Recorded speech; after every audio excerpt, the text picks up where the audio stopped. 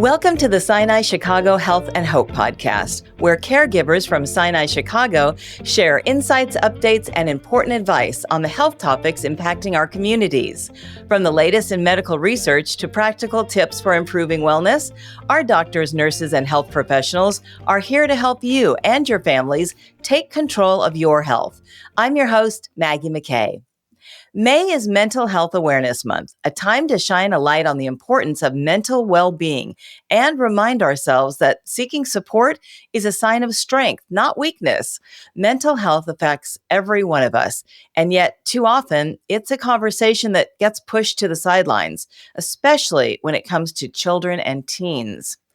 Dr. Greg Stasko is the manager of behavioral health at Under the Rainbow, a clinic dedicated to supporting the mental and emotional health of children and families in our community.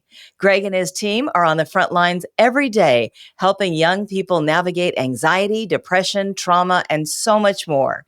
In this episode, we'll talk about the real mental health challenges kids are facing today, how caretakers can recognize when something might be wrong, and what it really looks like to start that first, often difficult conversation. We'll also explore the stigma that still surrounds mental health, especially in communities of color, and the power of early intervention.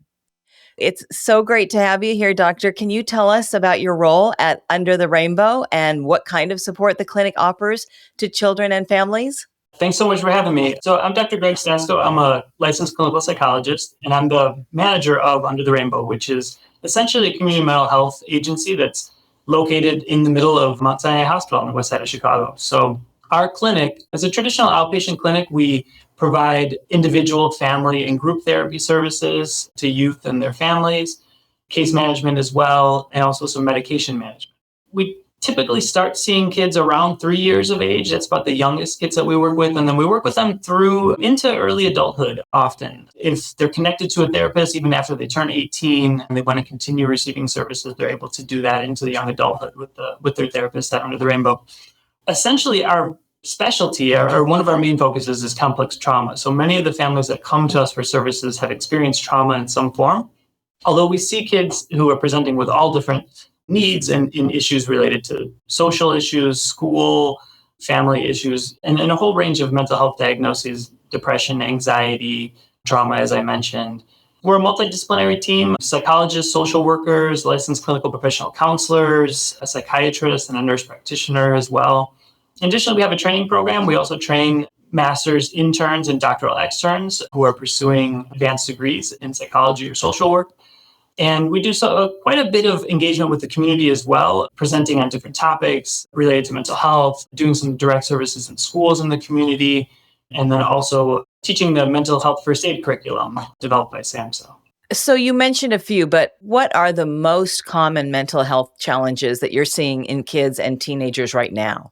Our specialty has really always been the assessment and treatment of complex trauma. So a lot of the youth that come to us for services are seeking services because they have experienced either acute traumas, so child sexual abuse, physical abuse or neglect, sometimes disruptions in caregiving. These are youth that are maybe in foster placement or, have experienced kind of chronic traumas, often that are the consequences of living in communities that have been traditionally underserved and experienced systemic oppression. So communities that lack often adequate resources, adequate housing, food insecurity at times. The impact of those traumas, the acute traumas and the chronic traumas, are things that create disruptions in all different areas of functioning for youth. So often when they're coming to us for treatment, that's what's kind of underlying some of the symptoms that they're experiencing. A big issue that we're seeing a lot in our population and in the communities that we serve has really been a lot of really ugly rhetoric and action around immigration and immigration status. A lot of the youth that we serve and the families that we serve, in addition to some of the other stressors and potential traumas that they've experienced, are experiencing a lot of anxiety and real fear around family separation, around deportation, and it's really compounds the symptoms that they're already experiencing and creates, additional anxiety and stress. I can't imagine that. I mean, that's a whole nother topic for another day for a podcast, just that segment of the population. I was also surprised to hear that you see kids, little ones, As young as 3 years old. Wow. So, how can parents or caregivers recognize when their child might be struggling with their mental health? A phrase that we use that's part of a treatment approach that we utilize here at Under the Rainbow, and it says, "Get curious, not furious." This is something that we try to teach parents a lot, right? I think it's a nice slogan to latch onto. But really, we want parents to really be curious about their child's experience. I think this is really where it starts, right? To identify changes, to identify anything about their functioning, about their engagement in school or with friends or activities that changes or that is different than what it typically is, right? So a lot of times what we see as the behavior that a child experiences is really just the tip of the iceberg. And we actually use an iceberg graphic sometimes with families to really illustrate this well, that the behavior that you're seeing is really just the tip, the surface of what's happening with the child. But underneath that, you have all the thoughts and feelings that kind of accompany that and that really lead to the changes that we're seeing. So we want, especially if the behavior, sometimes the behavior is disruptive or it's not desirable maybe to a parent or to a teacher. What we really want people to do is to be curious about that behavior. What does that behavior mean, right? What does it signify for you? As a child psychologist, I react a lot to the phrase attention seeking when people say that a child is attention seeking.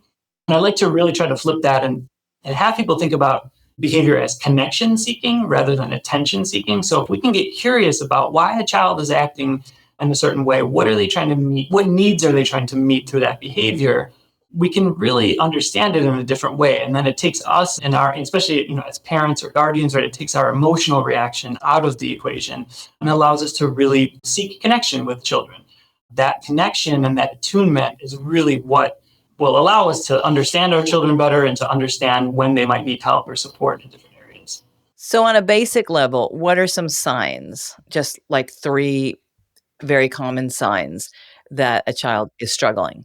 Yeah, I think school is such a great predictor. I think of children's functioning. They spend a lot of time in school. And I think their school functioning and achievement and behavior is not always connected directly to their mental health. But when children are struggling and when they're overwhelmed and when they're stressed or they're experiencing depression or anxiety, we often see a corresponding decrease in their school performance, right, or school functioning. And so I think, that's one thing that the parents and caregivers can be aware of. I also just think, when children, like we see in adults as well, that when they are not as interested or engaged in the things that they used to be interested or engaged in, so this could be hobbies or sports or other interests, this could be social relationships, hanging out with peers. If they're becoming more withdrawn or they're less interested in those things, that can often also be a sign that they might be needing some support or needing some help in some area. So, on a practical level, Dr. Sasko, what advice do you have for families who want to support their kids, but they just don't know how to start the conversation? Because that can be awkward and it could go south very quickly. Yeah, for sure. Again, as I mentioned earlier, it's really all about connection, right? It's all about relationship and attunement. What we really hope for and what we really work with families on is to try to really foster that attunement and connection so that we can have hard conversations with our kids. Nobody teaches you how to be a parent. And in case you were wondering, being a child psychologist does not necessarily make one a better parent. It's really hard. Being a parent is really hard. And it's hard because we are bringing to that relationship generally what was done to us and what we experienced as a child. And if we're fortunate to grow up in a family where we had most of our basic needs met and we were loved and attuned to properly and supported and nurtured in all those ways, where communication was easy and you're able to kind of talk with your parents about things, then generally people are able to bring that to parenting, right? They're able to do that and meet the needs of their children and the ways that they need. If we had an experience of growing up in a family where maybe communication was not great or communication was hostile, where maybe we didn't have some of our basic needs met at times, or we weren't attuned to properly, we often don't know any different, and we don't know how to necessarily meet those needs for our own children. So, this is something that is a big part of how we think about therapy and how we work at Under the Rainbow. It's really so important to have caregivers involved actively in this process. Sometimes it's counterintuitive for parents. I think that parents who maybe are drawn or utilize a more kind of authoritarian parenting style, like a little more strict and kind of less of that nurturing style, think that if they loosen that, right, or they approach their child with more kind of a nurturing and more permissive at times, but authoritative at times parenting style, that they're going to lose something, right? They're going to lose some control or power in that situation. And really, what we find is it's really the opposite. I think that kids, when they feel connected to you, when they feel attuned to, they listen better and they talk more, right? So when sometimes it's as simple as, again, like kind of being curious, right, about our kids' experience and talking to them, engaging them around their interests. And when that connection is there and the connection is strong, the words and the communication usually follows from that. So if you don't have that open communication, how would you start the conversation? I'm a big fan of transparency in my therapeutic work, but also, as a parent, right? When we explain upfront to people what we're feeling and what we're wanting to accomplish, it really builds trust and it builds connection with people, right? So I think that, none of us are perfect as parents. And I think that it's okay to admit that. And I think it's okay sometimes for a parent or caregiver to say to their child that they maybe haven't had that connection always, right? But that's something that they want, and trying to figure out together how they want to achieve that, right? But I think putting those things on the table and showing your vulnerability as a person, right, as an adult, can also be very powerful. Again, it's counterintuitive sometimes to parents. I think they sometimes feel that that is going to, make it harder for them to parent effectively.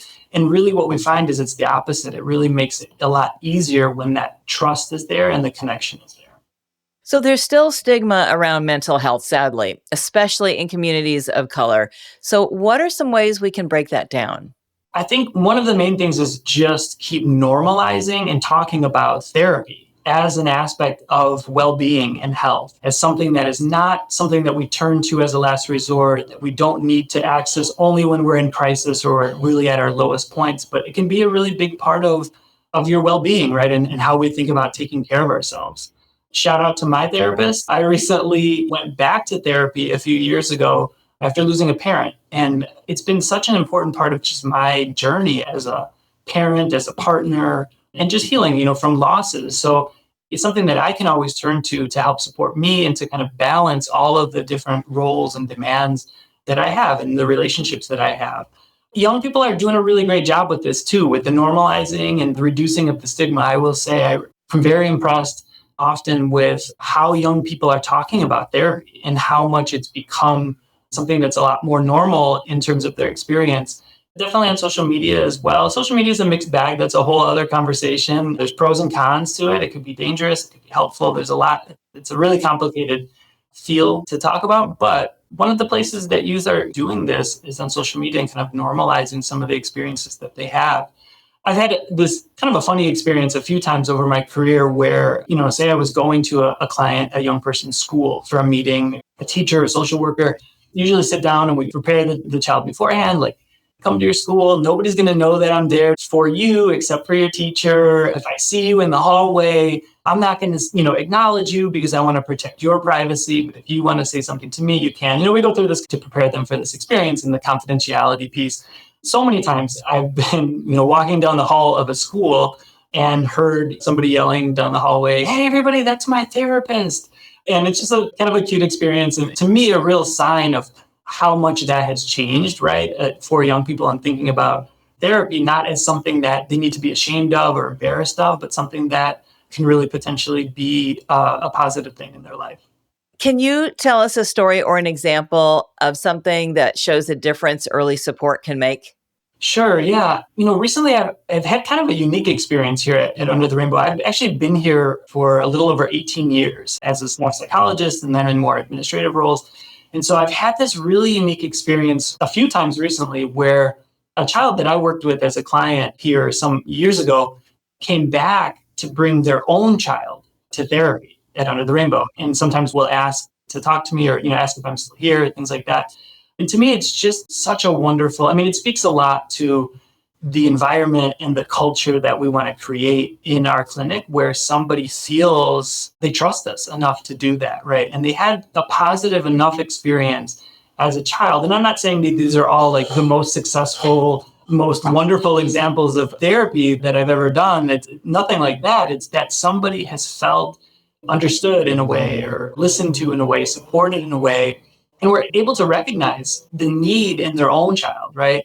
And as I mentioned before, the ability to really try to interrupt some of these generational patterns, right? Where this may be a person who's an adult now who realizes, because of some of these experiences I had as a child, I'm struggling a little bit to meet the needs of my child, and I'm noticing it in these ways. And for someone to be able to identify those things, first of all, right?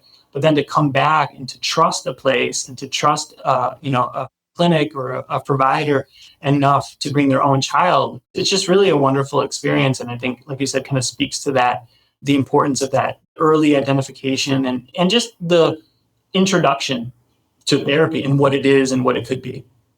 If a parent or a teen is listening and they're feeling overwhelmed, what's one step they can take today, practical step to start getting help?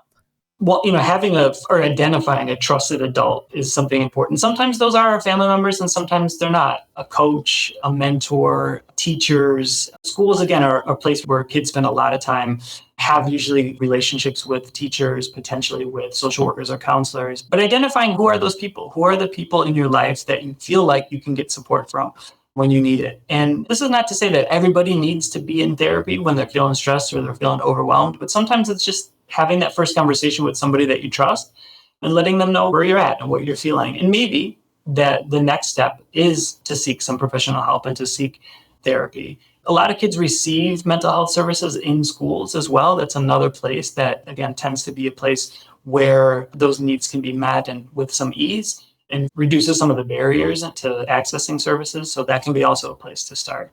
So in closing, is there anything else you'd like to add that you think maybe parents or teens, young kids need to know? Yeah. And like I said, I encourage people who're curious about the experience of therapy. I think that there's a lot of misconceptions often about what therapy is. And I think that we really encourage people, if they're feeling like they need some extra support, to contact the Rainbow at 773-257-4750 or other mental health providers. And I think that most people who have maybe some negative preconceived notions about what therapy is, if they meet a provider that's a good fit for them and really kind of meets them where they are, it can feel really good and it can feel really rewarding. That's awesome. Well, you clearly have a very kind and compassionate heart, and these kids and families are lucky to have you, Dr. Sasko. Thank you for sharing your expertise. Yeah, thank you for having me. Again, that's Dr. Greg Stasko. For all behavioral health services and treatments, visit SinaiChicago.org. If you found this podcast helpful, please share it on your social channels and check out our entire podcast library for topics of interest to you. Thanks for listening to Sinai Chicago Health and Hope Podcast.